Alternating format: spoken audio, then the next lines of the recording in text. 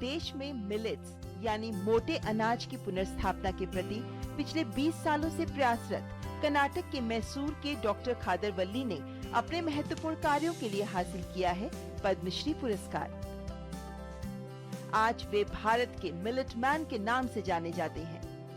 पेशे से एक कृषि वैज्ञानिक, डॉक्टर वल्ली ने मोटे अनाज की 5 लुप्तप्राय प्रजातियों को संरक्षित किया और किसानों को प्रोत्साहित किया कि वे मोटे अनाज की खेती करें। डॉक्टर वल्ली ने विदेश में शिक्षा और नौकरी की, लेकिन जब शोध कार्य में ये पाया कि हमारे खानपान में ही छिपे हैं मौजूदा बीमारियों के कारण, तो देशवासियों को सही खानपान से स्वास्थ्य का मंत्र देने के लिए स्वदेश लौट आए। ನಮ್ಮ ಕೇಂದ್ರ ಸರ್ಕಾರ ನನಗೆ ಸಿರಿಧಾನ್ಯಗಳ ಕುರಿತು मैं केंद्र सरकार का आभार व्यक्त करता हूँ।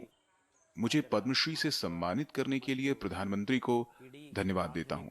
हमने बाजरा को श्रीधान्य के रूप में संदर्भित किया और अब केंद्र ने इसे वैज्ञानिक रूप से साबित कर दिया है कि यह स्वास्थ्य के लिए अच्छा है और बीमारियों को रोकने में मदद करता है।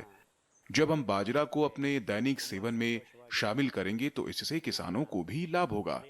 हमें गेहूं और अन्य अनाज के स्थान पर बाजरे पर जोर देना चाहिए, जो कि स्वास्थ्यवर्धक है। हमें श्रीधान्य का प्रचार करना चाहिए।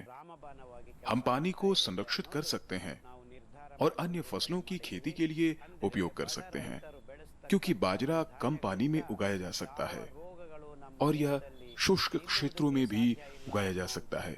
इससे हम यह भी सुनिश्चित कर सकते हैं कि राज्यों के बीच नदी के पानी के बंटवारे को लेकर कोई विवाद न हो।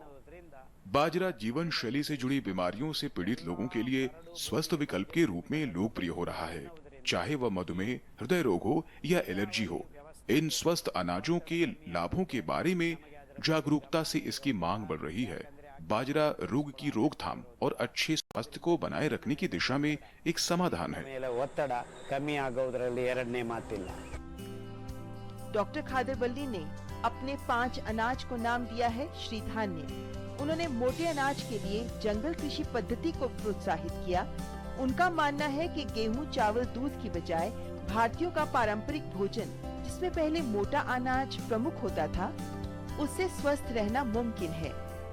इस साल डॉक्टर वल्ली जी को भारत सरकार ने पद्मश्री दिया है। वो भी पद्मश्री उन्होंने मोटे अनाज को किसानों में प्रोत्साहित किया कि किसान इसकी खेती करें।